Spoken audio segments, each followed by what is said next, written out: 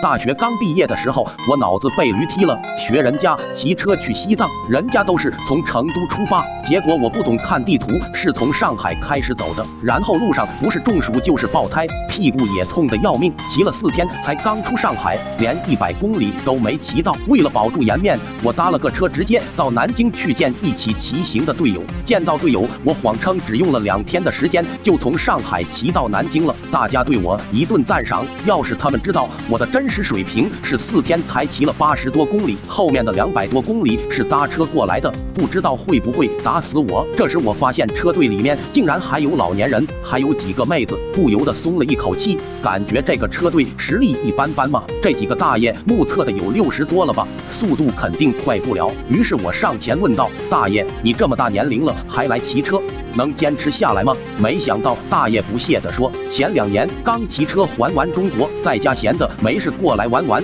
大爷，我最高纪录是1天1夜24小时耐力赛，骑了600多公里呢。”我差点一口老血喷出来，600公里，就我这每天20公里的水平，是我的30倍啊！也就是说，我骑1个月都不够这大爷1天骑的。果然，你大爷还是你大爷。我又问旁边看起来年龄最大的大爷：“大爷，你也环过中国吗？”没想到大爷却说：“骑车我骑的不多。”我一听还好，总算是找回了点自信。接下来大爷却说：“我在老家都玩铁人3项，也跑马拉松，全马在3个小时左右吧。”我的心立马凉了半截，心想这都是什么人呢？又把目光转向了旁边看起来柔弱的2个妹子，想女孩子肯定骑得慢啊，就厚着脸皮去妹子面前刷存在感，顺便吹一下我2天从上海搭车骑车到南京的实力。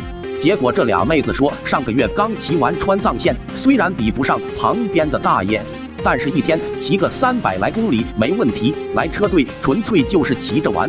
到成都毫无压力，我顿时两眼一黑，差点倒在妹子怀里。这时又来了一个个子不高，看起来有点猥琐的哥们。我一看他这五短身材，骑车肯定骑不快啊，于是问：“你也骑过川藏线吗？”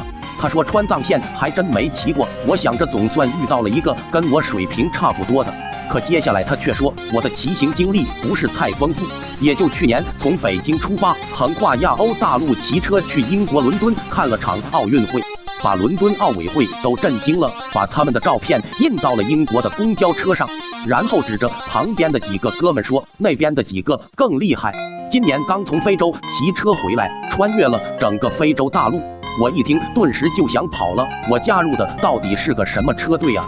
简直比牲口还猛，我这只弱鸡在这根本没有生存空间，好不好？但是我交了500块报名费啊，走了不给退钱呢。这下完了，骑虎难下了，硬着头皮骑下去吧。